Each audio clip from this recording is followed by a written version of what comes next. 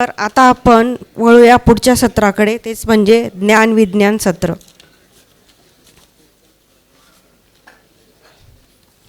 विज्ञान सांगते की हृदय प्रत्येक पेशीपर्यंत रक्त पोहोचवते, परंतु अध्यात्म आपल्याला शिकवते की हृदयातून प्रेम, करुणा आणि ऊर्जा वाहते. वैद्यकीय शास्त्र औषधे, व्यायाम आणि आहाराने हृदयाचे रक्षण करते, तर अध्यात्म शांतता, क्षमा आणि प्रेमाने हृदयाची जोपासना करते. शरीराला जिवंत ठेवणारे ठोके आणि आत्म्याला जिवंत ठेवणारी करुणा या दोन्हीचं सुंदर मिलन म्हणजे हृदय. आजच्या पुढील व्याख्यानात आपल्याला हाच सुंदर दुवा अधिक सखोलपणे अनुभवायला मिळणार आहे. पुढचा विषय आहे नीतिकथा आणि एकात्मता. या विषयावर सविस्तर माहिती देण्यासाठी मी आमच्या हॉस्पिटलच्या doctor Kanchan Ropekar madam, clinical cardiologist आहेत, CEO आहेत रोपेकर हॉस्पिटलच्या, यांना मी आमंत्रित करते मंचावरती. कृपया जोरदार टाळ्यांनी स्वागत करा डॉक्टर कांचन रोपेकर मॅडम.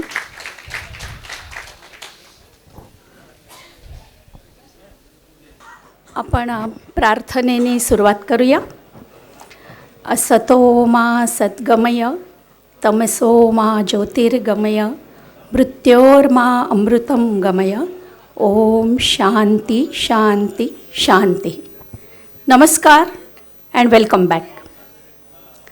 थोडा माझा आवाज घसा बसला आहे, त्यामुळे क्षमा करा माझ्या आवाजाबद्दल. मंडळी, खरं तर गेल्या 2 वर्षांपासून 2 गोष्टी मला इथे खेचून आणतात. एक तुमचं सर्वांचं प्रेम आणि दुसरं म्हणजे माझा बडबड करायचा स्वभाव. आणि मी जी काय बडबड करते ती तुम्ही प्रेमाने ऐकून घेता, खूप प्रेम देता आणि मला प्रोत्साहन देता, याबद्दल मी शतशः आपली सर्वांची खूप ऋणी आहे. पण काय करू ना, की हे जे ज्ञान आहे हे माझं नाही आहे बरं का. हे वर्षापासून आपल्या ऋषीमुनींनी वेदांतात, उपनिषदमध्ये, भगवद्गीतेमध्ये सांगितलेलं आहे. मी माझ्या अल्पबुद्धीला ह्याचा जे तुटपुंज मला ह्याचं समज झालेला आहे, पण या तुटपुंज नॉलेजच्या आधारेच मला याचा आयुष्यामध्ये खूप फायदा पण होत आहे. 35 वर्षाच्या या प्रॅक्टिसच्या अनुभवामध्ये सध्या आम्ही जे सगळं हृदयरोग, हृदयविकार, हार्ट फेल्युअर या सगळ्यांच्या रुग्णांची जी एन्जिओप्लास्टी, एन्जिओग्राफी, बायपास हे जे सतत बघत असतो, तेव्हा कुठेतरी मला जाणवतं की ह्या सगळ्यांचा बेस एक खूप चांगला असणं खूप आवश्यक आहे. रामकृष्ण परमहंस नेहमी म्हणायचे की तुमच्याकडे 1000 झिरो असले तरी त्याला किंमत नाही, पण तो एक पाहिजे. म्हणजे 1000 झिरो कोणते आहेत? तुमच्याकडे खूप सारं स्टेटस आहे, बँक बॅलन्स आहे, पैसा आहे, नेम आहे, फेम आहे, करिअर आहे, खूप सगळ्या गोष्टी आहेत, पण त्या कशालाच व्हॅल्यू नाही जर त्या अध्यात्माचा एक, त्या स्पिरिच्युअलिटीचा एक तुमच्याकडे नसेल तर. आणि कुठल्याही झिरोच्या आधी जर तो एक लावला तर प्रत्येक झिरोची किंमत वाढेल, मग ते 0, 1 असो नाही तर 10 असो. आणि अध्यात्म म्हणजे काही घाबरू नका, आपण काही असं फार मोठं, अगदी मोठं वैचारिक गोष्ट इथे करणार नाही आहेत. अध्यात्माची साधी डेफिनेशन आहे की आधी आत्मा. आणि अजूनही खरं सांगायचं तर मी इथे तुम्हाला अजिबात आज यावर्षी लेक्चर देणार नाही आहे. मी फक्त छोट्या छोट्या गोष्टी तुम्हाला सांगणार आहे, आणि या पण माझ्या मनातल्या नाही आहेत, तर या वेदांतामधल्या गोष्टी आहेत. आपणा सर्वांनाच माहीत आहे की लहानपणी आईची गोष्ट ऐकत ऐकत आपण किती शांतपणे झोपी जात होतो. लाकूड तोड्याचा प्रामाणिकपणा अजूनही 60 वर्षाचं, 62 वर्षाचं झालं तरी आपल्याला आठवण करून देतो, तो जो आईने सांगितलेला असतो. त्याच्यामुळे छोट्या छोट्या गोष्टींमधून आपल्याला खूप मोठे मोठे संदेश मिळतात. तर आज मी तुम्हाला फक्त गोष्टी सांगणार आहे. आणि शेवटी ही सगळी धडपड कशासाठी आहे हो? अनादी कालापासून, मनुष्याची निर्मिती झाल्यापासून ते आजपर्यंत हा सगळा खटाटोप कशासाठी आहे? फक्त सुखाच्या प्राप्तीसाठी, आनंदाच्या प्राप्तीसाठी आणि समाधानासाठी. परवा डॉक्टर मुलमुले, जे खूप प्रसिद्ध सायकॅट्रिस्ट आहेत, ओरेटर, रायटर आहेत, त्यांचं व्याख्यान होतं. ऑडिटोरियम खचाखच भरलं होतं. आयोजकांना 100-150 खुर्च्या एक्स्ट्रा मागवाव्या लागल्या. लोक जिथे पाहिजे तिथे बसलेले होते. पायऱ्यांवर, खुर्च्यांवर, दारात उभे होते. आणि विषय काय होता? यशापासून समाधानाकडे. म्हणजे जर तुम्ही बघितलं तर यश मिळवणं सोपं आहे, समाधान मिळवणं अवघड आहे. तुम्ही म्हणू शकता की यू शुड ईट वेल, तू खा, पण यू कॅनॉट से की यू शुड बी हंग्री. आणि मग ह्या सगळ्या सुखाचा शोध घेतच मनुष्य या लेवलपर्यंत आलेला आहे. आणि हा सिंहावलोकनाची जी गोष्ट आहे ते मनुष्य प्राणीच करू शकतो. मकरंद बुवा रामदासींचं मी प्रवचन ऐकत होती दासबोधावर. त्यांनी इतकं सुंदर सांगितलं. ते म्हणाले, देवानी पहिले काय केलं? सगळे सागरातले प्राणी निर्माण केले. त्यांनी सागरात सोडून दिले, गेले पोहत. आणि तेव्हापासून सा झाला. मग त्यांनी रेतीत रेंगणारे प्राणी पैदा केले, रेतीत सोडून दिले, ते पुढे निघून गेले, तो झाला रे. मग त्यांनी गगनात उडणारे पक्षी निर्माण केले, सोडून दिले, ते गगनात उडत गेले, तो झाला ग. पण परमेश्वराचं काही मन भरत नव्हतं, त्याच्या निर्मितीवर त्याला आनंद मिळत नव्हता. मग त्यांनी काय केलं? त्यांनी मनुष्याची निर्मिती केली. निर्मिती केल्यावर तो मनुष्य 4 पावलं पुढे चालून गेला आणि त्यांनी मागे वळून बघितलं, मी कोण आहे आणि मला कोणी निर्माण केलं. आणि परमेश्वर इतका खुश झाला की त्याच्यानंतर त्यांनी त्याची निर्मितीच बंद केली. आणि आज तागायत मनुष्यानंतर पुन्हा ॲडव्हान्स निर्मिती झालेली नाही आहे, तो झाला म. पण तुम्ही म्हणाल, मॅडम सप्तसूर आहेत, सा रे ग म, पुढचं काय? पध निसाचं काय? सगळ्या विश्वाचा धनी तो परमेश्वर, तो प. आणि प हा अचल स्वर आहे, असं त्यांनी सांगितलं. मला इतकं आवडलं हे. तर हे अशाच सगळ्या ऐकलेल्या सांगितलेल्या गोष्टी मी तुम्हाला सांगणार आहे. मग आपण जर म्हणतोय की आपण वर्षोनवर्षे सुखाचा शोध घेतोय आणि सद्गुरू मोठे लोक सगळे आपल्याला सांगतायत की तूच परमेश्वर आहे, तत्वमसी, यू आर दॅट, मग हे आपल्याला का नाही रिअलाईज होत? तर हे आपण छोट्या छोट्या गोष्टींमधून माहीत करून घेऊ. ॲलन वॉट्स जो एक खूप मोठा फिलॉसॉफर होता, ज्यांनी पाश्चिमात्य देशामध्ये बौद्धिझम आणि हिंदू धर्माचा बराच आपल्या फिलॉसॉफीचा प्रचार केला, त्यांनी एक खूप छान छोटी गोष्ट सांगितली. तो असं म्हणाला की देवानी पहिल्या लॉटमध्ये काय केलं? सगळे देव निर्माण केले. म्हणजे हे मोठे मोठे साधू, खूप मोठे ऋषी मुनी. जन्म झाला, त्यांना माहीत होतं आपल्या जन्माचं ध्येय काय आहे, तर गॉड रिअलायझेशन, परमेश्वर प्राप्ती करून घेणे, परमात्मा स्वरूप स्वस्वरूप जाणून घेणे, आत्म्याची प्रचिती करणे. त्यांनी पटापट ध्यान धारणा केली, जे काय सगळे साधनं आहेत त्यांचा वापर केला, गॉड रिअलायझेशन झालं, मोक्षप्राप्ती झाली. पुन्हा काय? ते देवाला काही मजा येईना. मग देवानी काय केलं? त्यांनी देव निर्माण केले, पण नाव ही pretended them not to be god. So God created gods and he made them to pretend they are not God.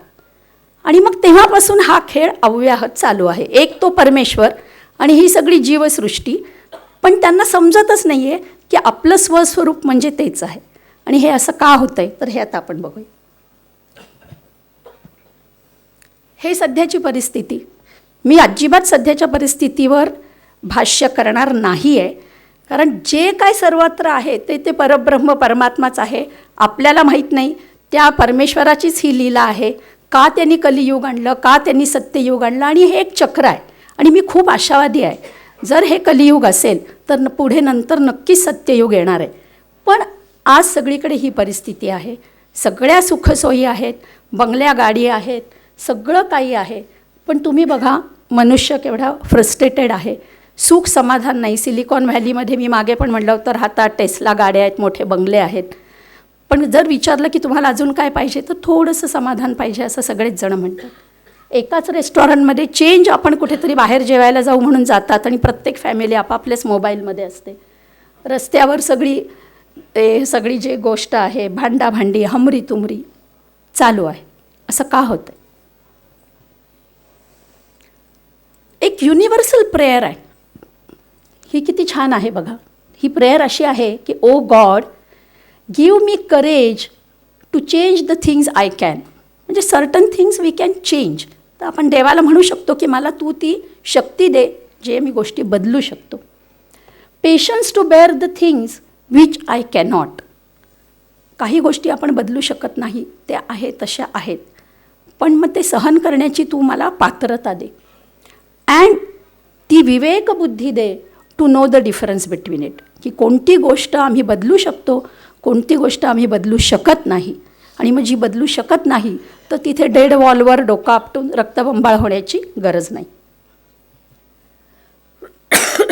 आता आपण छोट्या छोट्या गोष्टींना सुरुवात करू. तर पहिली गोष्ट ही मी तुम्हाला एक धोबी आणि गाढवाची गोष्ट सांगणार आहे.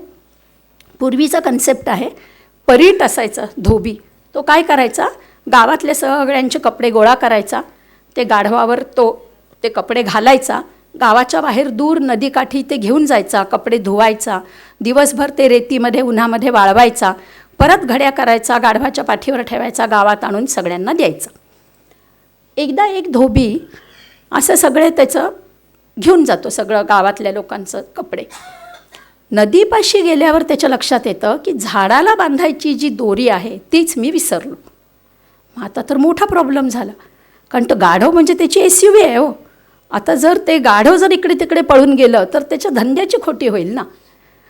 मग काय करावं. मग त्याच्या लक्षात येतं की त्या नदीच्या जवळ एक आश्रम आहे, तिथे एक साधू बाबा राहतात. तो चला बाबा आपण साधू बाबांना जाऊन भेटू आणि त्यांना विचारू की असं झालं आहे, आता मी काय करू. मग तो तिथे जातो, ते साधू बाबांना सांगतो की असं असं आहे, मी दोरी आणायची विसरलो. तर ते म्हणतात काही काळजी नाही, तू काही करू नको, तू जसं रोज त्याला बांधतो तशी फक्त ॲक्शन कर की तू त्याच्या गळ्यात दोरी बांधली आहे, ती दोरी झाडाला बांधली आहे, तू त्याला थँक्यू बेटा, तू त्याला व्यवस्थित बांधलं आहे, बट मेक शुअर की तो गाढव हे बघेल, म्हणजे त्याला कळलं पाहिजे की आपल्या मालकाने आपल्याला बांधलं आहे म्हणून. तो म्हणतो बरं बरं. तो जातो, खोटी खोटीच दोरी घेतल्याचं ॲक्शन करतो, त्या गाढवाला बांधतो, त्या झाडाला बांधतो. ते गाढव बघत असतो. तो जातो, कपडे धुतो, दिवसभर कपडे वाळवतो, सारखं मध्ये मध्ये लक्ष देत असतो. गाढव पळून तर नाही गेला. ते गाढव व्यवस्थित तिथं चारा पाणी त्याचं कार्यक्रम व्यवस्थित चालू असतो. सगळं होतं, कपड्यांच्या घड्या करतो, गाढवाच्या पाठीवर घालतो, म्हणतो हे चल चल चल. ते गाढव हालत नाही. पुन्हा एकदा त्याला दंडुका काठी मारतो, ते गाढव हालतच नाही ना. आता त्याच्यापेक्षा मोठा प्रॉब्लेम झाला, आता काय करावं. ते परत साधूकडे जातो, म्हणतो महाराज आता तर अजूनच मोठा प्रॉब्लेम झाला, ते गाढव जागेवरचं हालायलाच तयार नाही. तो साधू म्हणतो अरे तू त्याला सकाळी बांधलाय, तू त्याला सोडलंच नाही ना, तू एक काम कर, त्याला सोडायची ॲक्शन कर. अरे हे माझ्या लक्षातच नाही आलं म्हणतो. तो जातो, पुन्हा त्या गाढवाला सोडतो, हेक म्हणलं की गाढव चलतो, त्याचं काम चालू होतं. आपलं थोडंसं असंच होतं आहे का. काय होतं आहे, आपल्या डोळ्यावर झापड आली आहे, आपल्या लक्षात येत नाही आहे की आपलं स्वस्वरूप काय आहे. त्याच्यामुळे हे जाणून घेणं, ह्या गोष्टींचा अभ्यास करणं खूप आवश्यक आहे. आणि या गोष्टीचा अभ्यास करून आपल्याला काय प्राप्त होणार आहे. प्राप्तस्य प्राप्ती निवृत्तस्य निवृत्ती हे वेदांताचं म्हणणं आहे. पण त्याच्यामध्ये काय होणार आहे, परमानंद प्राप्ती आणि तुमची दुःख निवृत्ती होणार आहे. पण मग हे असं का होतं. आपण त्या गाढवासारखे नेहमी फ्रीच असतो, आपल्याला कधी आपण बंधनात नसतोच. आपलं जे स्वस्वरूप आहे ते सत चित आनंद हे फ्रीच आहे, पण मग ते आपल्या लक्षात येत नाही. धूळ आरशावर बसलेली असते, चेहरा आपल्याला घाण दिसतो, आपण 10दा चेहराच पुसायला लागतो, तो उपयोग नाही. धूळ आरशावर बसलेली असते. पाण्यावर शेवाळं साठलेलं असतं, खालचं पाणी स्वच्छच असतं, ते शेवाळं काढणं आवश्यक आहे. गंज लोखंडावर झालेला असतो, लोखंडावर जर गंज आला तर परीस त्याला स्पर्श करून त्याचं सोनं करू शकत नाही. तर हा सगळ्या अध्यात्माचा प्रवास आहे, तो आपल्याला हा गंज काढण्यासाठी केला पाहिजे. आपलं जे स्वस्वरूप आहे ते जाणून घेण्यासाठी आपण हे केलं पाहिजे, आणि त्यासाठी हे सगळ्या गोष्टी आहेत. आता ही एक अतिशय सुंदर गोष्ट वेदांतामधली आहे, आणि ह्या गोष्टीमध्ये पूर्ण स्पिरिच्युअल जर्नी दाखवून दिलेली आहे. 10 मित्र असतात, ते प्रवासाला निघालेले असतात. प्रवासाला जाण्यासाठी रस्त्यामध्ये एक नदी आलेली असते आणि त्यांना ती नदी पार करून जायचं असतं. सगळेजण नदीमध्ये उड्या मारतात आणि पैल तीरावर जातात. पण एकाला शंका वाटते की अरे आपण 10चे 10 पोहून आलो ना, नदीचा प्रवाह खूप मोठा होता, पाणी वेगात होतं, कोणी बुडालं तर नाही ना. आपण एक काम करू, आपण मोजू म्हणतो. तो चलो चलो लेटस काउंट. तो मोजायला लागतो. 1 2 3 4 5 6 7 8 9. तो घाबरून जातो. अरे आपण 9च लोक आहे, 10वा नाही, 10वा कुठे गेला, बुडाला बुडाला. दुसरा म्हणतो अरे नाही नाही तू बरोबर मोजलं नाही, थांब मी मोजतो. तो पुन्हा मोजायला लागतो. तो पण 1 2 3 4 5 6 7 8 9 असं सगळेजण करतात. आणि सगळ्यांच्या लक्षात येतं की 9च लोक आहेत, 10वी व्यक्तीच नाही. आणि ते सगळे रडायला लागतात. आमचा 10वा मित्र हरवला, बुडून गेला, मेला, वाहून गेला. तिथून एक संत महात्मा म्हणा कोणी एक गृहस्थ चाललेले असतात. ते बघतात तरुण पोरं आहेत, काठावर उभे आहेत आणि रडतायत. ते म्हणतात काय झालं, तुम्ही का रडताय? म्हणे अहो महाराज आम्ही 10 लोक होतो, आम्ही नदीमध्ये पोहून जात होतो, या काठावर आलो आणि आमचा एक मित्र वाहून गेला. ते म्हणतात थांबा थांबा, किती लोक होते? 10 लोक होते. मग तुमचं म्हणणं एक वाहून गेला? हो. थांबा थांबा, कोणी वाहून गेलं नाही, 10चे 10 लोक आहेत. कसं काय? मी सांगतो म्हणतात. परत मोजा बरं. मग तो मोजायला लागतो. 1 2 3 4 5 6 7 8 9. 9 म्हणलं की तो माणूस त्याचा हात धरतो आणि त्याच्याकडे वळवतो आणि म्हणतो दशमस्त्वमसी, तू 10वा. मग त्यांना लक्षात येतं की अरे अरे आपण स्वतःला काउंटच नाही केलं. मंडळी गोष्टी ह्या पॉइंटर्स असतात, त्या अगदी तशाचे तशा घ्यायच्या नाही. पण ह्याच्यातून अध्यात्माचा किती छान उलगडा होतो मी तुम्हाला सांगते. आता हे काय होतं, त्यांना काउंटिंग त्यांना माहीत नसतं. हे काय आहे, त्यांचं इग्नोरन्स आहे, त्यांचं अज्ञान आहे. जेव्हा wherever there is ignorance there is error.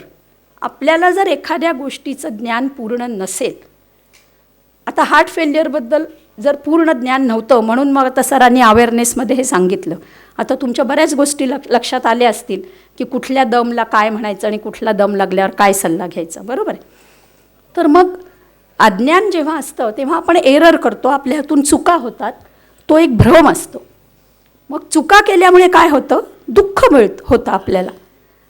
त्या भ्रमामुळे आपल्याला दुःख होतं, सफरिंग. मग ते काय होतं, अशा वेळेस गुरु कम्स इन युअर लाईफ. सद्गुरू म्हणा, कोणीतरी म्हणा, ज्ञान म्हणा, भगवद्गीता म्हणा, जे काय आहे ते तुमच्या आयुष्यामध्ये येतं. तुम्हाला ज्ञान प्राप्त होतं. ज्ञान 2 प्रकारचं असतं, एक परोक्ष आणि अपरोक्ष. ज्ञान प्राप्त झाल्यावर काय होतं, सिझेशन ऑफ सॉरो, दुःख निवृत्ती होते आणि मग तुम्हाला परमानंद प्राप्ती होते.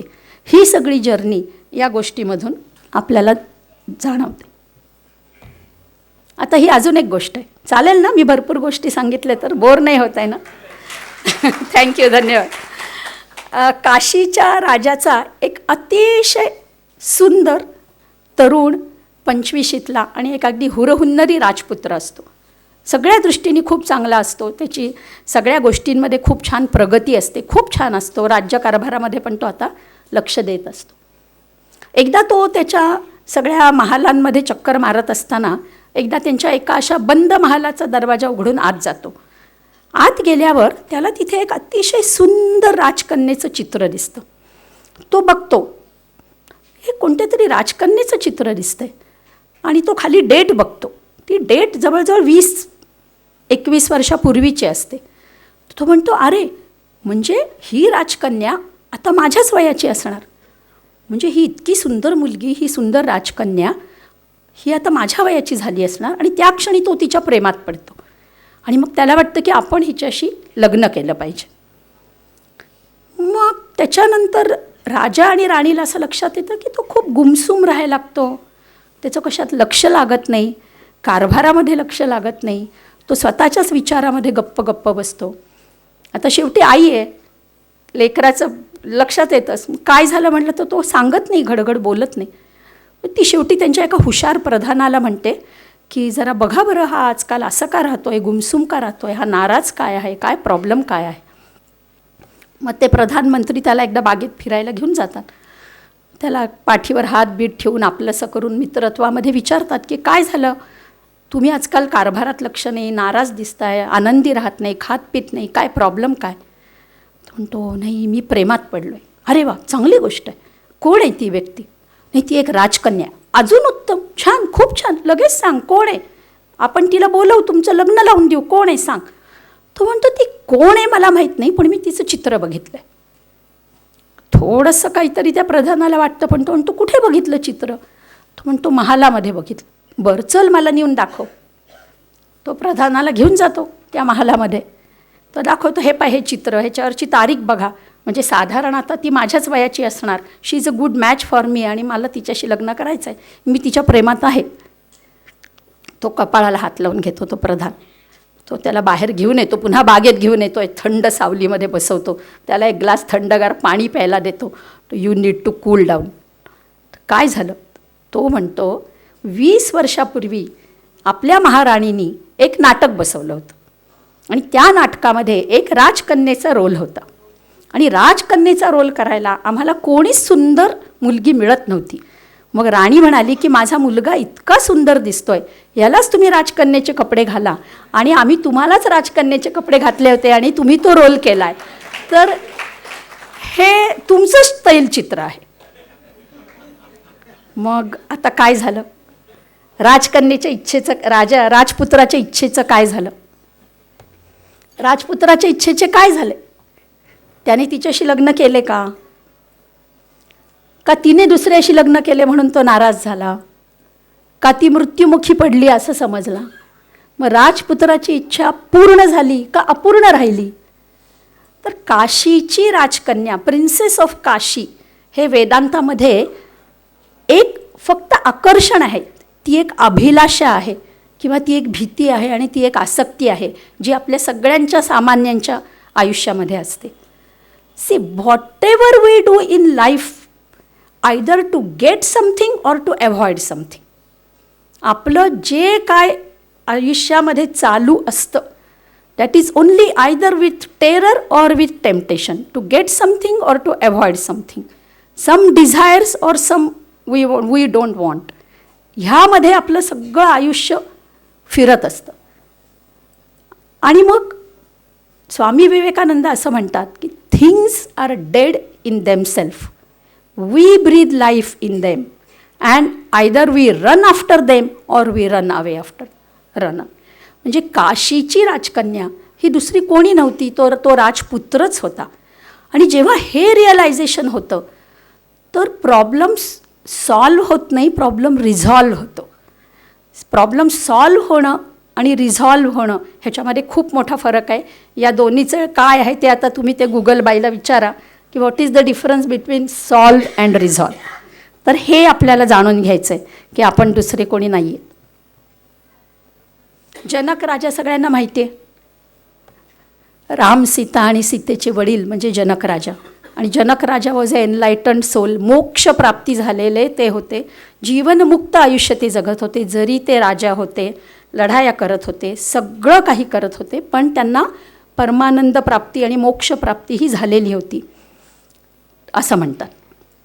एकदा जनक राजाच्या राज्यावर खूप मोठा शेजारचा बलाढ्य राजाने हमला केलेला असतो. राजाला सगळे घाबरून सैनिक येतात आणि म्हणतात, महाराज महाराज आपल्या राज्यावर हल्ला झाला आहे, खूप मोठे सैनिक आहे, खूप मोठं सैन्य आहे, आपल्याला जावं लागेल. चला चला चला म्हणतात. राजा ऑर्डर सोडतो. घोडदळ, पायदळ, हत्तीदळ जे काय आहे ते सगळं घेऊन ते जातात. धुमाशान लढाई होते, खूप घनघोर लढाई होते, आणि अनफॉर्च्युनेटली जनक राजा ती लढाई हारतो. खूप लोक मृत्युमुखी पडतात, हाहाकार होतो. राजाच्या अंगावर सगळे घाव, त्याचे कपडे फाटलेले असतात, त्याचा मुकुट पडून गेलेला असतो, तो असहाय्य झालेला असतो. आणि शत्रूचे लोक त्यांच्या सगळ्या जे काही जिवंत लोक आहेत त्या सगळ्यांना घेऊन कैदी बनवत असतात किंवा मारून टाकत असतात. मग ते जनक राजाच्या समोर तो जनक राजाला त्या राजासमोर घेऊन गेल्यावर तो म्हणतो की तुम्ही फार मोठे राजे आहेत, मला माहिती आहे, आणि जरी तुम्ही हारलायत तरी मला तुमच्याबद्दल खूप रिस्पेक्ट आहे, मी तुम्हाला मारणार नाही, पण मी तुम्हाला माझा कैदी बनवून ठेवीन. आणि तो त्यांना कैदी बनवतात. ते कैद्यांच्या ह्याच्यामध्ये जनक राजाची रवानगी होते. खूप तहानलेला, फ्रस्ट्रेटेड, हाहाकार झालेला, अतिशय म्हणजे दीनवाणा, केविलवाणा तो राजा. अंगावर जखमा, तहान की तहान लागली आहे, भूक की भूक लागली आहे. सगळ्या कैद्यांबरोबर ते जनक राजाला बसवलेलं असतं.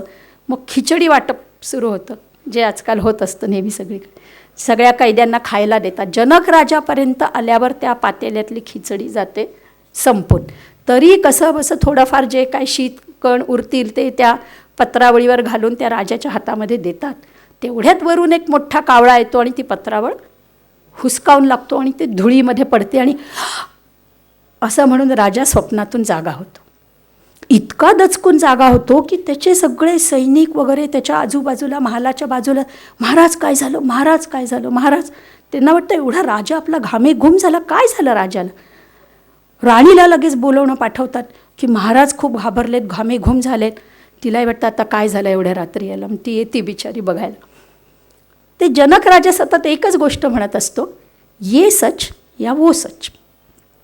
तो एनलायटन्ड सोर असतो, फिलॉसॉफर असतो. तो सतत एकच प्रश्न विचारत असतो, ये सच या वो सच.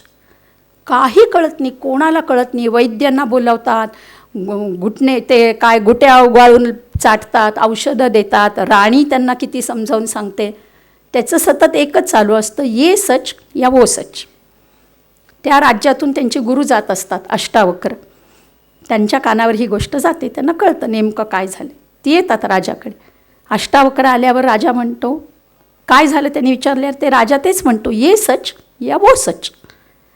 तर अष्टावक्र त्याला की आज तू इथे बसलायस, हे सगळं वैभव आहे, ही राणी आहे, महाराणी आहे, हे तुझे सगळे सेवक आहे, राज दरबार आहे, तुझ्या अंगावर एवढे दागिने आहेत, जे काय सगळं वैभव आहे हे तू आज अनुभवतोय, बरोबर आहे.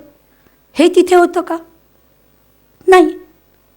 आणि तिथे जो हाहाकार होता, जी तुझी घालमेल होती, जी तुला भूक लागली होती, जी तहान लागली होती, जी असहाय्य परिस्थिती तुझी होती, जी तू अनुभवली स्वप्नामध्ये, ती इथे आहे का? नाही. मग अष्टावक्र म्हणतात, ना ये सच ना वो सच, पण ज्याला हा अनुभव आला, तुम ही सच. तर आपलं आयुष्य हे असं स्वप्नासारखंच आहे. त्या स्वप्नाबद्दल मी अजून डिटेल तुम्हाला पुढे सांगेन. होप की तुम्हाला बोर नाही होतं. मला इथेच मी एक गोष्ट सांगते की या सगळ्या स्लाईड आमच्या शहापूरकर मॅडमने मला बनवून दिल्यात. तर माझ्या म्हणजे प्रेझेंटेशनमध्ये जे काय थोडी ॲडिशनल ही सगळी व्हॅल्यू आहे ती त्या मॅडममुळे आहे. त्या सुंदर सुंदर स्लाईड मला बनवून देतात. आता आपण एक लायन अँड शिप ही गोष्ट बघूया. एकदा एक लायनेस शिकारीला गेलेली असते. एका मोठ्या शेळ्यांच्या कळपामध्ये ती शिकारीला गेलेली असते. आणि पण ते इतका मोठा कळप असतो की ते सगळे तिच्यावर अशा पद्धतीने धावून येतात. एकजुटीचा परिणाम. जरी ती लायनेस एवढी पॉवरफुल असली तरी सगळ्या शेळ्यांपुढे ती कमी पडते आणि ती तिथून पळ काढते. पण अनफॉर्च्युनेटली तिचं छोटं पिल्लू त्या शेळ्यांच्या कळपामध्येच राहतं. पण ते शेळ्या सगळे त्या पिल्लाला घेऊन जातात, त्याला त्यांच्यामध्ये वाढवतात, त्याला खाऊ पिऊ घालतात. तो पण गवत खायला लागतो, पाणी पितो, त्यांच्यासारखाच खेळतो, वाढतो, मस्त सगळं छान चालू असतं. एकदा एक मोठा सिंह असा वरून डोंगरावरून जात असतो. तो वळून बघतो, एवढा मोठा शेळ्यांचा कळप आणि त्याच्यामध्ये सिंहाचं पिल्लू दिसतंय. तो म्हणतो, हे कसं काय शक्य? मग तो जवळ जातो. सिंह जवळ आले की सगळ्या शेळ्या पळायला लागतात. पळायला लागल्या तरी हा कसं तरी करून त्या शेळ्या मेंढ्यांच्या कळपातून त्या सिंहाच्या पिल्लाला पकडतो आणि त्याला एका तलावाच्या त्याला घेऊन येतो. तो म्हणतो, क्षमा करा, क्षमा करा, मला सोडा, मला खाऊ नका, मला असं त्याचं दयावाया करायला लागतो. तो म्हणतो, अरे तू शेळी नाही आहे, तू मेंढी नाही आहेस, तू माझ्यासारखा सिंह आहे. त्याला त्याचं प्रतिबिंब दाखवतो. बघ माझा चेहरा बघ आणि तुझा चेहरा बघ. तो त्याला डरकाळी काढून दाखवतो आणि त्या पिल्लूला म्हणतो, तू पण आता एक डरकाळी कर. तो पण आवाज करून दाखवतो आणि मग त्याच्या लक्षात येतं की मी शेळी नाही, मी सिंहच आहे. तर ह्याला म्हणतात, त्याचं जे ते सिंहाचं रोरिंग आहे त्याला म्हणतात वेदांत केसरी. म्हणजे आपण तेच स्वरूप आहे हे या गोष्टीतून त्यांनी दाखवून दिलं. मग आता निष्कर्ष काय या सगळ्या गोष्टींचा? तुम्ही म्हणाल, छान हो मॅडम, गोष्टी मस्त होत्या, पण काय निष्कर्ष काय? तर गाढव नेहमी मुक्तच होतं, कधी बंधनात नव्हतं. 10वा मित्र कधी बुडालेलाच नव्हता. राजा जनकाची दुर्दशा झालेलीच नव्हती. राजपुत्रच राजकन्या होता. आणि सिंह हा सिंहच होता, शेळी नव्हती. जग म्हणजे एक परिकथाच आहे मंडळी. हे फक्त एक नाटकाचं स्टेज आहे. म्हणजे तुम्ही एका हिमालयातल्या साधूंनी खूप छान सांगितलं, ये नाटक है या सिनेमा है ये बाद में देखेंगे महात्मा जी, लेकिन इतना जान लो ये सब रोल आप प्ले कर रहे. तुम्ही खरंच विचार करा, आपला जेव्हा दिवस सुरू होतो, उठल्याबरोबर तुमचा मुलगा तुम्हाला काहीतरी म्हणतो तेव्हा तुम्ही बाबा असता, बायको काहीतरी म्हणते तेव्हा तुम्ही पती असता, किंवा आई, स्त्री असेल तर आई असते. जेव्हा तुम्ही खाली उतरता, तुमच्या सिक्युरिटी, तुमच्या अपार्टमेंटचे सिक्युरिटी तुम्हाला सलाम करतो, तेव्हा तो सिक्युरिटी असतो, तुम्ही त्याचे मालक असता. जेव्हा तुम्ही रस्त्यावरून, ट्रेनमधून, ट्रॅफिकमधून जात असता, तेव्हा तुम्ही एक सामान्य नागरिक असता. जेव्हा तुम्ही तुमच्या पुन्हा ऑफिसमध्ये जाता, तुम्हाला कोणीतरी सलाम करता, तेव्हा तुम्ही पुन्हा बॉस असता. हे वेगवेगळे रोल आपण फक्त आयुष्यामध्ये प्ले करत असतो, पण ओरिजिनल आपण कोण असतो? आपण तोच असतो. एखादा प्ले आपण बघायला जातो, तो म्हणतो अरे अरे तो जो आहे ना, तो भिकारी आहे, भिकारी. दुसरा म्हणतो अरे भिकारी नाही, तो तर राजा आहे. अरे नाही, मला काय म्हणायचं आहे, मागच्या नाटकात त्यांनी भिकाऱ्याचा रोल केला होता, आता त्यांनी राजाचा रोल केला आहे. पण तो निदर राजा आहे नॉर भिकारी आहे, तो जो ॲक्टर आहे तो आहे. तर आपल्या आयुष्यामध्ये आपण कोण आहे, आपण फक्त एक वेगवेगळे रोल प्ले करत असतो. आपण स्वतः कोण आहे ह्याची जाणीव करून घेणं खूप आवश्यक आहे. ही एक अतिशय सुंदर गोष्ट आहे, म्हणजे मला स्वतःला खूप आवडली, म्हणून मी सांगते. एका मोठ्या ओशनमध्ये एका लाटेचा जन्म होतो. आपलाही जन्म असाच होतो. ऑलरेडी हे संसार एवढा मोठं ओशनसारखं पसरलेलं असतं आणि मग आपण जन्म घेतो. मग थोडे दिवस आईच्या कुशीमध्ये गेल्यावर मग आपण इकडे तिकडे जग बघायला लागतो. नर्सरीत जातो, डे केअरमध्ये जातो, एकेका वर्गात पुढे जातो, मग आजूबाजूला बघतो. मग ती वेव बघते, ती लाट बघते की अरे ही लाट माझ्यापेक्षा सुंदर दिसते. मग जरा पुढे गेल्यावर अरे हे कारंजं तर जास्त छान आहे. मग अजून पुढे गेल्यावर तिला एखादा छोटा बुडबुडा दिसतो. ती म्हणते हो हे काही नाही, मी जास्त छान, ती माझ्या पुढे एवढी काही नाही. म्हणजे तो इन्फिरियरिटी कॉम्प्लेक्स सुपिरियरिटीमध्ये बदलतो. नंतर अजून काहीतरी काळ गेल्यानंतर ती एक मोठी सुनामी वेव दिसते. ती घाबरून जाते. ती म्हणते अरे बापरे, हे तर काहीतरी भयंकरच आहे. असं आपलं आयुष्य चालू असतं, खेळत बागडत इकडे तिकडे. ते वेदांतले सगळे साधू संत लोक ते म्हणतात खेलंती उच्छंती, असं त्यांचे काय काय शब्द आहेत. मला एवढं डिटेल त्यांच्या आता लक्षात नाही तुम्हाला सांगायला. आणि काही काळानंतर ती मैत्रिणींबरोबर खेळत असताना ती असं बघते की दूर तिकडे काहीतरी आहे आणि जिथे प्रत्येक लाट जातीये आणि नंतर दिसतच नाही आहे. ती म्हणते अरे ते काय, ते तिकडे जे दूर दिसतंय ते काय? ते म्हणते काही नाही, तो किनारा आहे. पण म्हणजे काय? काही नाही, काही दिवसांनी आपणही तिकडे जाणार, त्या किनाऱ्यावर धडकणार आणि आपण मरून जाणार, संपलं. खूप दुःखी होते. अरे बापरे, म्हणजे one day I am going to die. एक वेदांतिक वेव येते. मग ती सांगते की you are not going to die. ती म्हणते कसं काय? तर ती म्हणते हा ओशन जो आहे, तू या ओशनमधून जन्मलेली आहे, या सागरातून जन्मलेली आहे आणि पुन्हा या सागरातच जाणार आहे. ती म्हणते गुड फॉर ओशन, माझं काय? ते सागरात जन्मणं, सागरात जाणं, ते सागराला ठीक आहे, मला काय, मी तर मरणार आहे ना. ती वेदांतिक वेव सांगते की तू कशापासून बनली आहेस? पाण्यापासून बनली. तुझी रियालिटी काय? पाणी. ओशनची रियालिटी काय? पाणी. मग तो बुडबुडा असो, पाण्याची वाफ असो, बाष्पीभवन होऊन गेलेली या थिजून राहिलेला तो बर्फ असो, ते कारंजे असो, नाहीतर ती सुनामी वेव असो, नाहीतर मोठा ओशन असो, but you are that water. हे सत्य तुम्ही नाकारू शकत नाही. आता आपण काय म्हणतो? आपण काय म्हणतो? टच वूड म्हणतो. हा जर पोडियम तुम्ही बघितला तर ह्याच्यातली कुठली गोष्ट ही वूड नाही आहे. हे वरून लाकूड आहे, खालून लाकूड आहे, ह्याचे पाय लाकूड आहेत, हे सगळं लाकूड आहे. आपण टच वूड म्हणतो, टच टेबल नाही म्हणत. ह्याच्यातलं जर लाकूड काढून घेतलं किंवा वूड काढून घेतलं तर काय राहिलं? टेबल हे फक्त नाव राहिलं. तुम्ही पाटल्या, बांगड्या, तन्मणी, मंगळसूत्र, जे काय दागिने आहेत ते तुम्ही एक बदलता, दुसरं करता, त्याचं चेंजेस करता, पण शेवटी ते काय असतं, ते एक सोनंच असतं. एकदा एक व्यापारी एक गणपती आणि त्याच्या खालचा उंदीर घेऊन जातो आणि त्या सोनाराला म्हणतो की भैया ये चूहे का क्या रेट है. तो त्याचं वजन करतो आणि सांगतो इसके आपको इतने पैसे मिलेंगे.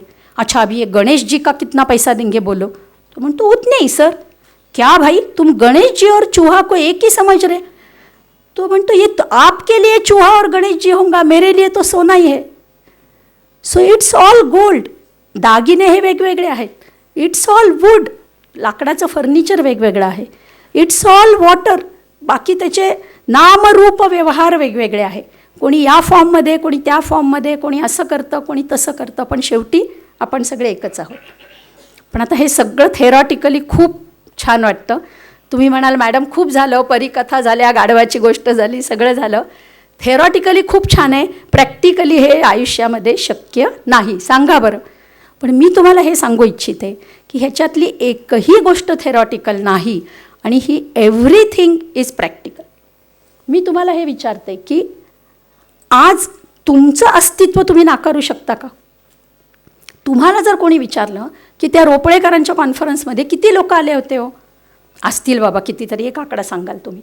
कोण कोण आलं होतं ते तुम्ही सांगू शकता? तुम्ही नाही सांगू शकणार. तुम्ही म्हणाल बरं बाबा ते रजिस्टर बघतो, नावं बघतो आणि सांगतो.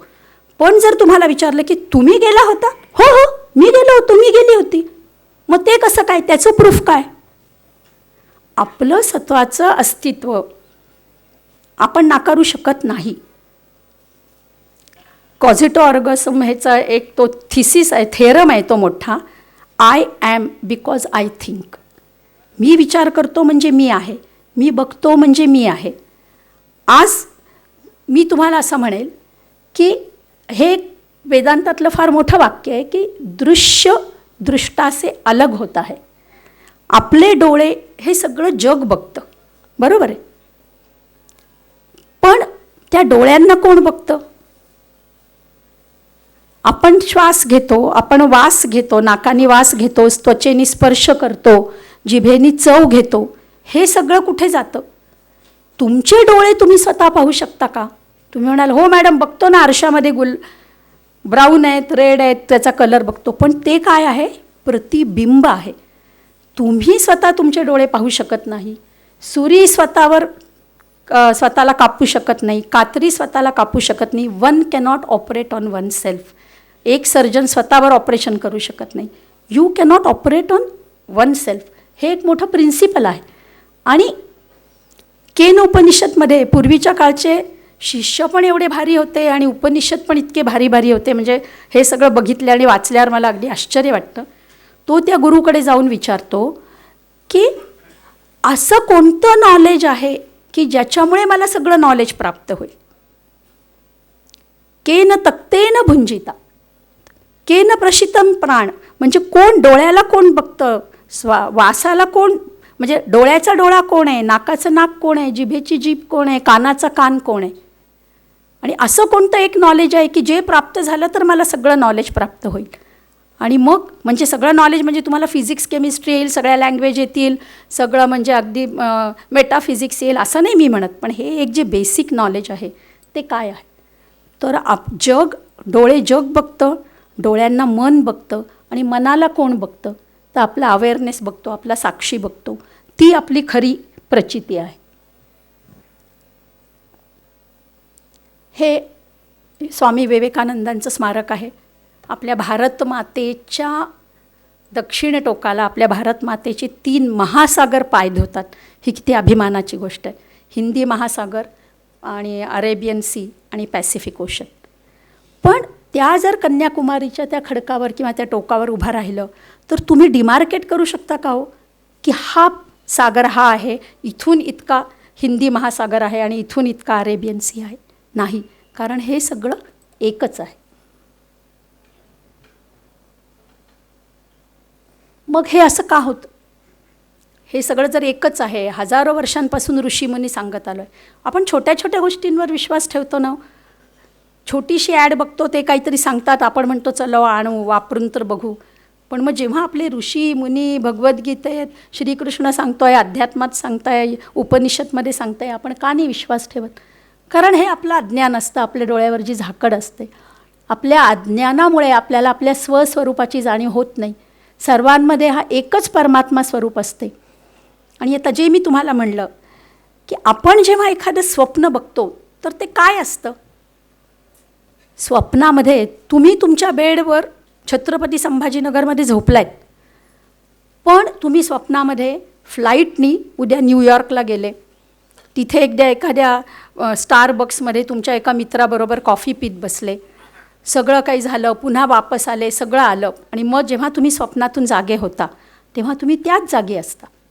पण जे तुम्ही स्वप्न बघितलेलं असतं त्याच्यामध्ये तो मोठा एअरपोर्ट पण असतो, ते न्यूयॉर्क पण असतं, ते स्टारबक्स किंवा काय ते पण असतं, तुमचा मित्र पण असतो, ती कॉफी पण असते, त्या कॉफीचा फ्रॅग्रन्स पण असतो, तुम्ही गप्पा पण मारता आणि तुम्ही स्वतः पण असता.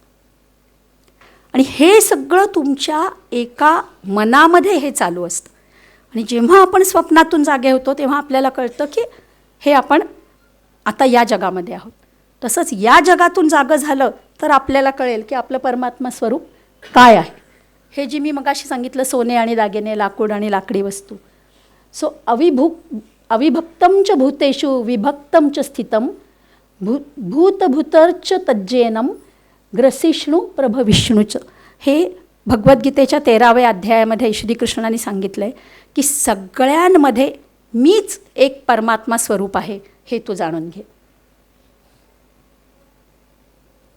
मग आता या एकात्मतेचे व्यावहारिक फायदे काय होतील आपल्याला?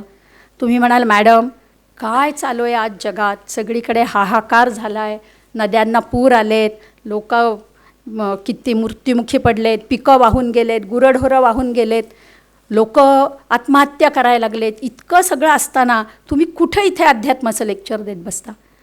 पण मंडळी विचार करा, श्रीकृष्णाने भगवद्गीता ही क्लास घेऊन किंवा एखाद्या मंदिरात किंवा एखाद्या मोठ्या भवनात किंवा त्या लोकांच्या घरी जाऊन नाही शिकवली. भगवद्गीता ही त्यांनी कुठे शिकवली? युद्धभूमीवर, जिथे दोन भाऊ एकमेकांवर बाण आणि मारून एकमेकांचा जीव घ्यायला बसलेले आहेत, अशा ठिकाणी श्रीकृष्णाने भगवद्गीता शिकवली. त्याच्यामुळे हे जे ज्ञान आहे ते या अशाच ह्याच्यामध्ये जास्त उपयोगी आहे आणि ते आपण जाणून घेणं आवश्यक आहे. आणि हे ज्ञान जर आपल्याला प्राप्त झालं तर काय होईल? आपल्याला संघर्षात पण आपल्याला शांती मिळेल. जर तुम्हाला माहिती आहे त्या वेवसारखं की बाबा तू मरणार नाही, तूच ती पाणीच आहेस, जर तुम्हाला माहिती आहे की मी ते सोनंच आहे, मी ते लाकूडच आहे, फक्त फॉर्म चेंज होणार आहे, नामरूप व्यवहार चेंज होणार आहे, तर विश्वशांती प्रस्थापित नाही होणार का? आज जे काय चालू आहे ते कुठेतरी थोडंसं, आज काय झाली आहे परिस्थिती, दोर तुटलेल्या पतंगासारखं झालं आहे मित्र. आपला बेसच हरवलेला आहे. खूप मोठी प्रगती केली आहे AI तर काय नाही ते चमत्कार केलेले आहेत. आज त्या ब्लू व्हेल एवढा मोठा आहे, त्या तुमच्या सेल्फ ड्रिव्हन कारला सेन्सेस आहेत, म्हणजे ती बघू शकते, ती जजमेंट करू शकते, तिला बुद्धी आहे, ती आवाज ऐकू शकते बाजूने येणारी गाडी, आणि ह्या सगळ्याचं जजमेंट घेऊन ती तुमची AI ड्रायव्हरलेस कार चालवू शकते. ब्लू व्हेल एक खूप मोठा कॉम्प्युटर आहे, काय वाटेल ते करू शकतो, पण त्याला फर्स्ट पर्सन एक्सपिरियन्स आहे का? ब्लू व्हेल डझंट सफर बट अ माऊस सफर्स. हा जो फर्स्ट पर्सन एक्सपिरियन्स आहे, ही जी अनुभूती आहे, हे जो अनुभव आहे, हे जे आपल्याला जाणवतं, शेवटी लाईफ म्हणजे काय आपण मागच्या ह्याच्यामध्ये बघितलं होतं, फक्त आणि फक्त वेगवेगळे अनुभव, जस्ट ओनली एक्सपिरियन्स आणि एक्सपिरियन्स. आणि what is the equation? E = O+C. E म्हणजे एक्सपिरियन्स, तुम्हाला मिळणारे अनुभव, O म्हणजे तुमचं ऑब्जेक्ट, आणि C इज कॉन्शियसनेस, अवेअरनेस, साक्षी, जे काय ते तुम्ही वेगवेगळे शब्द अवेअरनेस, साक्षी, प्युअर कॉन्शियसनेस. तर एक्सपिरियन्स वेगवेगळे असतात, ऑब्जेक्ट्स वेगवेगळे असतात, पण जो अनुभव करतो तो जो साक्षी आहे, जो परमात्मा परमेश्वर आहे, जे परब्रह्म आहे आणि जे आपलं स्वतःचं स्वरूप आहे, ते एकच आहे. आणि मग आता हे कसं हासिल करायचं? तर हे वेगवेगळ्या गोष्टींनी आपण हासिल करू शकतो. हे ज्ञानयोग, भक्तियोग, ध्यानयोग, कर्मयोग. ज्ञानयोगामध्ये काय आहे? श्रवण, मनन, निधिध्यास. ऐकत राहा, ऐकत राहा. म्हणजे ते अमेरिकन लोक म्हणतात की fake it till you make it. जरी तुमचा विश्वास नसला तर कुठेतरी इतक्या वर्षाचा, हजारो वर्षाचं लोक सांगतायत, आपण कुठेतरी त्याला खरं मानू. खरंच आहे का?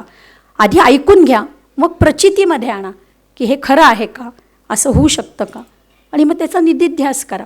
हा झाला ज्ञानयोग. भक्तियोग म्हणजे नेमकं काय करायचं?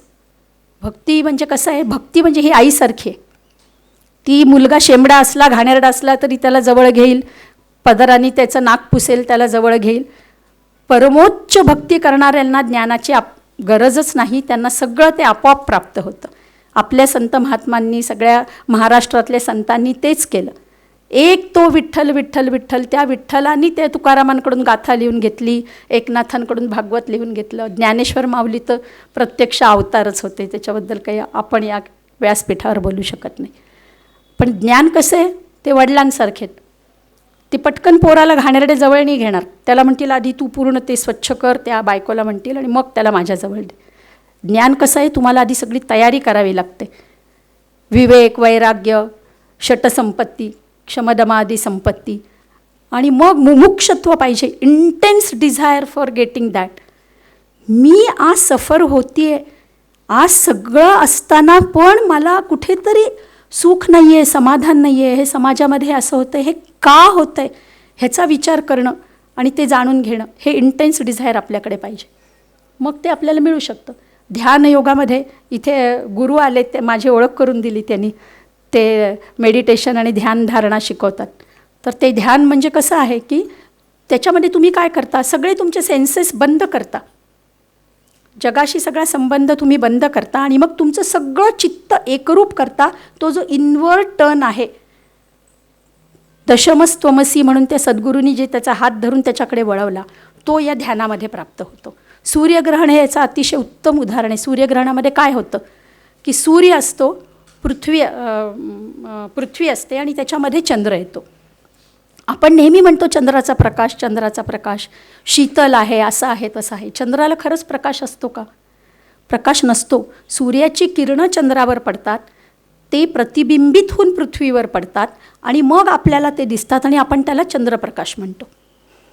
रात्री सूर्य नसतो असं नसतं, पृथ्वीच्या फिरण्यामुळे तोच सूर्याचा प्रकाश चंद्रावर पडतो, आणि मग आपल्याकडे येतो, आणि आपल्याला तो दिसतो. युनिवर्समध्ये अंधार नसतोच. कॉमेटला काही स्वतःचा प्रकाश नसतो, पण जेव्हा तो युनिवर्समधून जातो तेव्हा त्या सूर्याचा प्रकाश त्याच्यावर पडतो, आणि मग तो आपल्याला दिसतो. परब्रह्म परमात्मा स्वरूप हे आहेच. It needs some object to reflect. तुम्ही गाढ झोपले म्हणजे काय तुम्हाला समजतं का? प्रत्येकाची गाढ झोप ही जागृत, स्वप्न आणि सुषुप्ती ह्या 3 स्टेजेस आहेत. आपण आता हे सध्या जागृत अवस्थेत आहेत, स्वप्नामध्ये आपण स्वप्न बघतो, आणि मग जी डीप स्लीप असते ती कोणी नाकारू शकत नाही. प्रत्येक धर्मामध्ये डीप स्लीपला काहीतरी वाक्य आहे. I slept like a log. मी इतकं गाढ झोपलो की मला काही समजलंच नाही. पण मग जर तुला समजलं नाही, तेव्हा जर तुमचा तो अवेअरनेस, साक्षी, परब्रह्म परमात्मा नसेल, तर मग तुम्हाला दुसऱ्या दिवशी तुम्ही कसं काय म्हणता की मी गाढ झोपलो? कोणाला तरी हे जाणवतं ना. ती जी गाढ झोप आहे ती कोणाला तरी जाणवते ना. तो अवेअरनेस, तो साक्षी हे आपण आहे. तर ते असतंच, त्याला फक्त रिफ्लेक्ट व्हायला काहीतरी ऑब्जेक्ट लागतो, तर ते हे असतं. आणि कर्मयोग म्हणजे काय की आता ते मोठे मोठे शब्द आहेत, फळाची अपेक्षा करू नका, अमुक करा, तमुक करा. मला असं वाटतं, जे माझ्या बुद्धीला मला समजलं आहे, स्वतःवर काही घेऊ नका. कशाला ओझं घ्यायचं? परमेश्वर आहे काय, शेवटी त्या परमेश्वराचं नाटक आहे. शय्येवर मस्त आपले भगवान झोपलेत, हे त्यांचं सगळं ड्रीम आहे. हे जग, संसार म्हणजे फक्त त्या विष्णूचं ते ड्रीम आहे. ती देवी मस्त पाय चोपते, ते मस्त झोपलेले आहेत, आणि त्यांच्या ड्रीममध्ये आपण आपल्याला प्रत्येकाला एक एक रोल दिला आहे. हे त्यांच्या अवाढव्य मोठ्या संसारातल्या, त्यांच्या नाटकातल्या स्टेजवरचे आपण एक एक पात्र आहेत. मग आपलं कर्तव्य काय? आपण आपला रोल परफेक्ट करायचं. मी केल्याची गरजच नाही. राम करता. गोंदवलेकर महाराज अतिशय, हे मोठे संत लोक असतात ना, ते छोट्याशा शब्दात आणि वाक्यामध्ये मोठे उदाहरणं आणि मोठ्या गोष्टी सांगून जातात. राम करता. मी केलं हे नाहीच. मग एक म्हणजे चांगली गोष्ट झाली तर मी केलं, आणि मग त्याच्यात काही बिघाड झाली आणि गडबड झाली तर बाबा परमेश्वरा तू केलं, मग असं नाही चालत. चांगलं पण तूच केलं, वाईट पण तूच केलं, तूच मला बुद्धी दिली, तूच माझ्याकडून करून घेतोय, I am a appointed person. ही भावना जर फक्त, ही छोटीशी भावना आपण ठेवली, मला या पोराची काळजी घेण्यासाठी त्यांनी आई केलं आहे, मला या रुग्णांची काळजी घेण्यासाठी हे डॉक्टरचं ज्ञान दिलं आहे, मला माझ्या नवऱ्याची काळजी घेण्यासाठी मला परमेश्वराने बायकोचा रोल करायला सांगितला आहे, मी एक आजी आहे, मी एक वडील आहे, जे काय आहे ते नागरिक आहे, जे काय आहेत, असं जर आपण म्हणत गेलो ना, यू रिमेन अनअटॅच्ड, आणि मग हे कर्मबंधन आपल्याला लागत नाही. Good good, bad bad, none escape the law, हे स्वामी विवेकानंदांचं एकदम आवडतं स्टेटमेंट आहे. Whosoever wears a form wears a chain too. हे आपल्या सगळ्या प्रारब्ध कर्माप्रमाणे आपण कर्म करत असतो.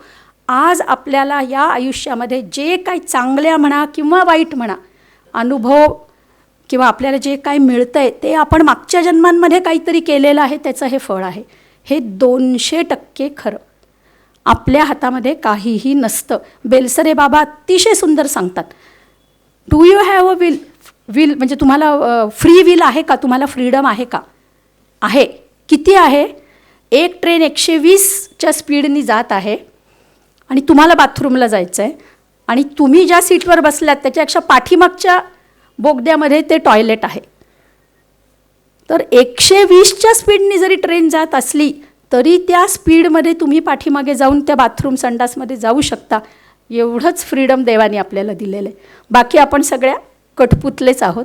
मग आपले रोल परफेक्ट करायचे आणि चांगलंच करत जायचं. आणि तूच केलं, तूच बुद्धी दिली म्हणायचं. मग जे ते कर्मबंधनात अडकायचंच नाही. किती चांगलं असलं, म्हणजे स्वामी विवेकानंद म्हणायचे की though the chain is of gold it is not less to bind.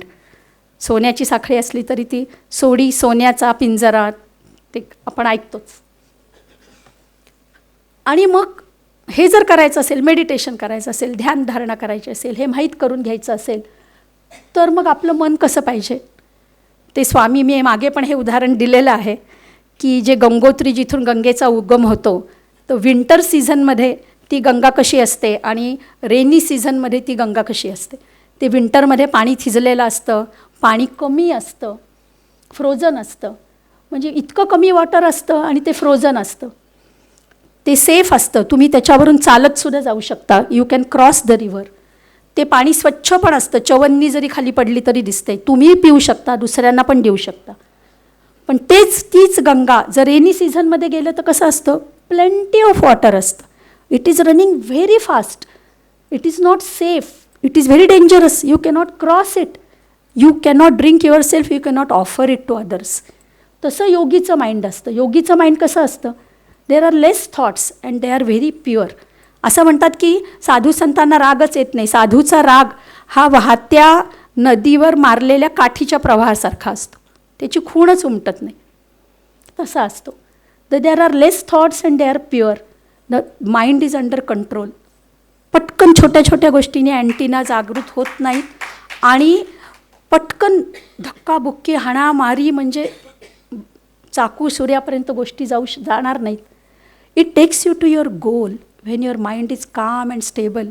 तुम्ही तुमच्या ध्येयापर्यंत जाऊ शकता आणि तिथे it takes you to your goal and it is peaceful. आणि meditation is easy in such mind. अशा मनामध्ये मेडिटेशन, ध्यानधारणा आणि मग स्वस्वरूपाची जे इनवर्ड टर्न आहे तो चांगला होतो. आणि वर्ल्डली माइंडमध्ये कसं असतं, there are so many thoughts and impure. They are dangerous. There is no peace. That make you to do things which you regret later. असं कित्येकदा होतं ना, मी उगीच बोलले, मी उगीच असं केलं. किंवा इव्हन हे जे आता हाणामाऱ्या रस्त्यावर होतात, नंतर त्यांना कुठेतरी पश्चाताप होत असेल की अरे मी उगीच मारलं. मग why you should do such things which you will regret after. पण त्या क्षणाला आपण ते निर्णय घेऊ शकत नाही आणि इट प्रोव्होक्स यू टू सुसाईड. ह्याच्याबद्दल तर न बोललेलंच बरं. उठ तू उठ, लोक उठत आहेत आणि आत्महत्या करतायत. 84 लक्ष योनीनंतर तुम्हाला एक जर मनुष्याचा जन्म दिला आहे तर तो असा संपवण्यासाठी नाही.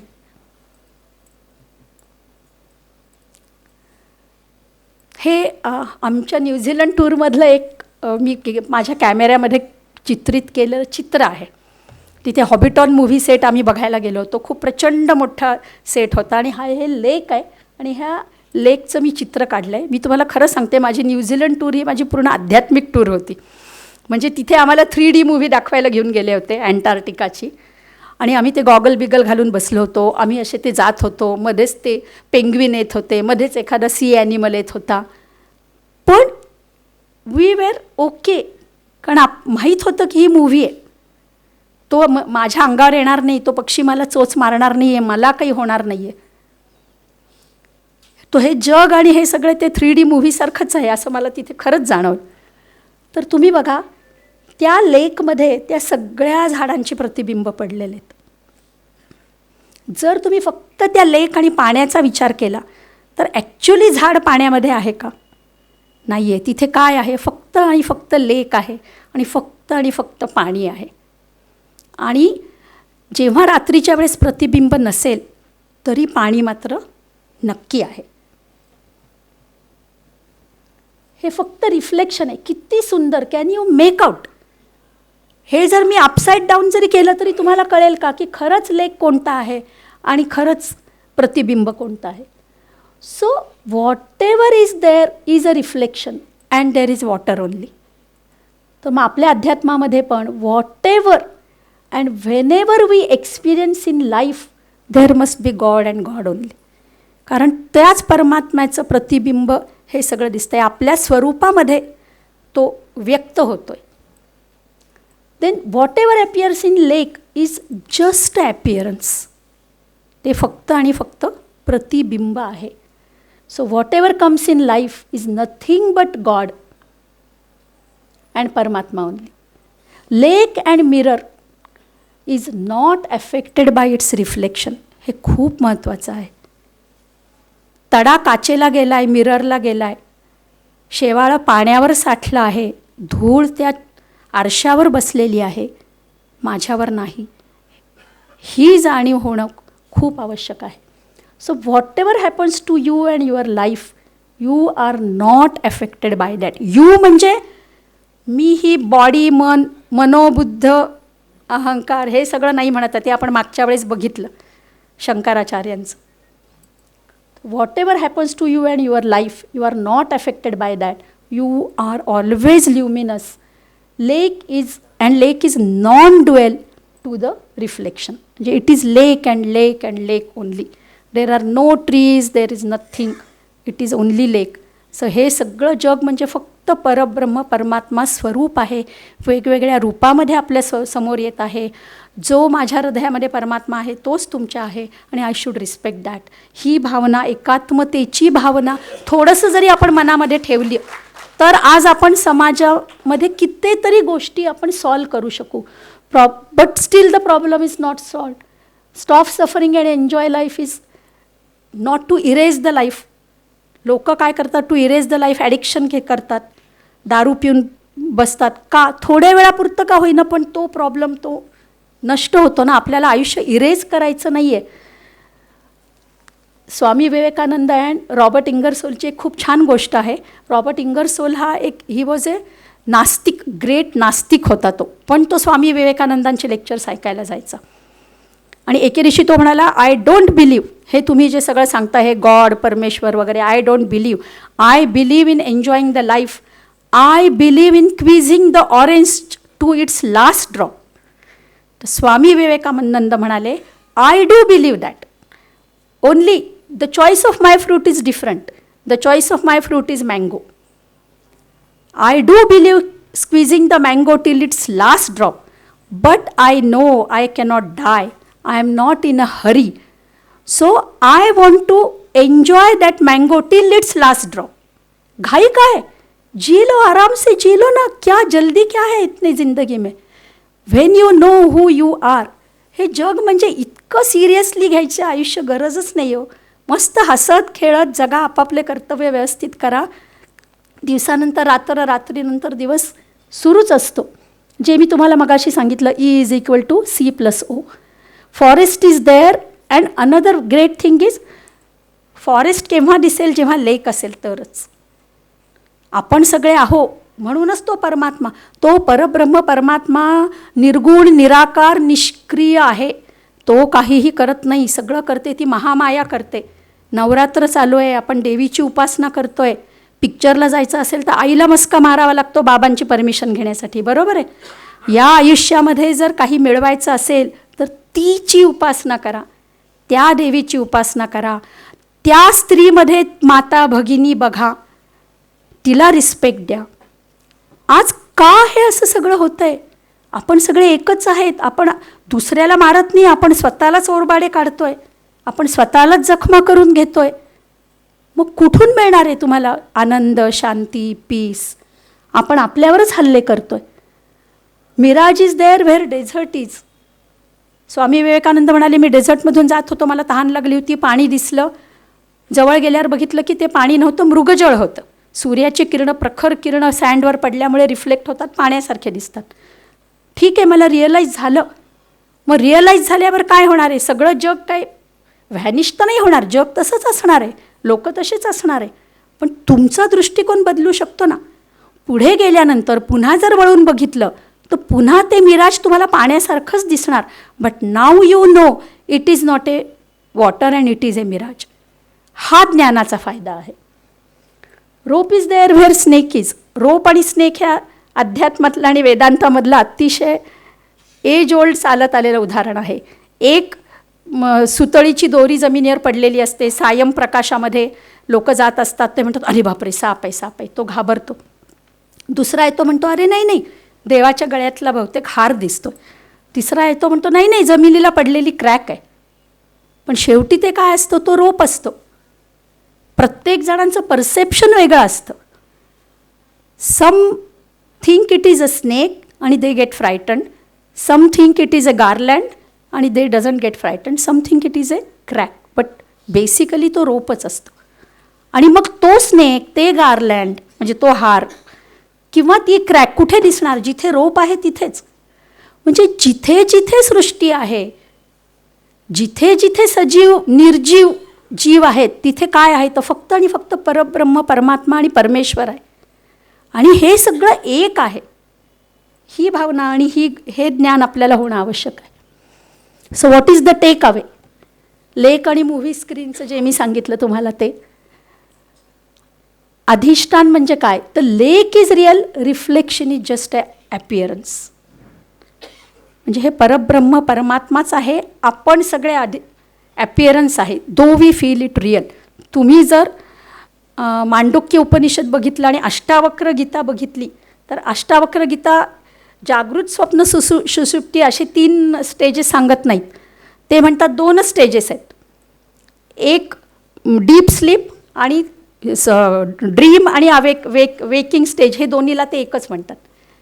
ते जागृत आणि स्वप्न हे एकच समजतात. आणि वेगवेगळ्या लोकांनी त्यांना 23 प्रश्न विचारले की हाऊ कॅन यू से स्वप्न आहे, अवेकनिंग स्टेट, जागृत स्टेट ही वेगळी आहे. आणि त्यांनी त्याची उदाहरणं दिलेली आहेत आणि ते खोडून काढलेलं आहे. तर हे फक्त अधिष्ठान आहे, it is just a reflection. Lake is unattached, water is not affected by anything in the lake. म्हणजे सूर्य तिकडे प्रकाश आहे. जर गार्डनमध्ये 10 मटके ठेवलेले आहेत, एकात गंगा वॉटर आहे, एकात ड्रेनेजचं वॉटर आहे, एकात दूध आहे, एकात अजून काही आहे.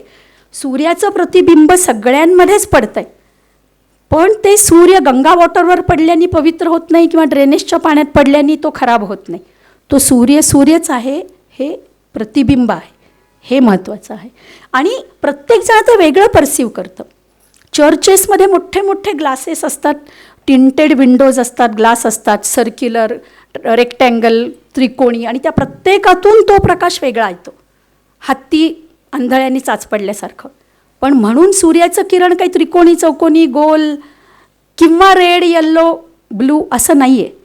ते जे आहे ते वेगळंच आहे. आपण ते वेगळ्या पद्धतीने परसीव करतो. So and it is unattached आणि it is advaitam, non dual. It is lake and water only. There is nothing in there. So detach yourself from all experiences, become witness, awareness, sakshi. म्हणजे काही जर हे ज्ञान, काही जर खूप भयंकर स्थिती आली म्हणजे आता झाली डॅश, रस्त्यामध्ये गोंधळ काहीतरी झाला, ॲटलिस्ट हे ज्ञान आठवा. सपोज ते नाही आठवलं त्यावेळेला, तर एक चिन मुद्रा, ही मुद्रा हे काय डिटेक्ट करतं, तर हे तुमचे 3 स्टेट सांगतं ते, जागृत, स्वप्न, सुषुप्ती. आणि हा तुमचा अहंकार, हा अंगठा म्हणजे आत्मा, हे तुम्ही त्याच्याशी एकरूप व्हा, हे चिन्मुद्रा सांगतं. आणि ते पण नाही तर 2 क्षण फक्त शांत राहा. भूतेशानंद जे स्वामी होते ते म्हणायचे की जेव्हा खूप काही प्रचंड आयुष्यामध्ये तुमचं घडलं, तर पहिलं काय करा, तर तुमची फिजिकल ॲक्टिव्हिटी एकदम स्लो करा. 1 सेकंद शांत, 1 सेकंद जिथे आहे तिथे. चालत असाल तर हळू चाला, हळू चालत असाल तर थांबा, बोलत असाल तर हळू बोला. तू मै ते जोरजोरात बोलण्यानेच वाढतं ना. हळू बोला किंवा मग बोलू नका. आणि तुम्ही गप्प बसले म्हणजे तुम्ही हारले आणि तो बरोबर आहे असं नसतं. पण at least don't add fuel to the fire. So you are always sakshi, awareness. आणि ते निरंतर आहे, विदाऊट गॅप आहे, निर्विकार आहे, without change. There is no change or modification. समह आहे, म्हणजे ऑलवेज द सेम. गंगा वॉटरवर पडलं, ड्रेनेज वॉटरवर पडलं, काही झालं तरी सूर्याचे किरण हे सूर्याचेच किरणं आहेत. इट इज सेल्फ ल्युमिनस, स्वप्रकाश. सूर्याला म्हणजे लाईट एखाद्या अंधाऱ्या खोलीत नेला तर एक एक गोष्टी उजळम करेल, पण त्या लाईटला बघायला दुसरा लाईट लागत नाही. आपल्या स्वतःच्या आत्म्याच्या प्रचितीसाठी आपल्याला अजून दुसऱ्याची गरज नसते, फक्त इनवर्ट टर्न करावा लागतो. अँड इट इज अपरोक्ष, म्हणजे non indirect. So you are that and you are light of lights. Thank you so much. म्हणजे खरोखरच मी तुम्हाला बोर नाही मारलं असं मी समजते, पण मला खूप वाटलं की मला जर हे ज्ञान मिळालं आणि याच्यापासून मला थोडा फायदा होतो आहे, तर हे मी सगळ्यांमध्ये द्यावं म्हणून मी हा प्रयत्न केला. आणि तुम्ही हे ऐकून घेतलं, खूप खूप धन्यवाद. Thank you ma'am. अध्यात्मासारखा क्लिष्ट विषय आपण गोष्टी स्वरूपात खूप सोप्या पद्धतीने सांगितले.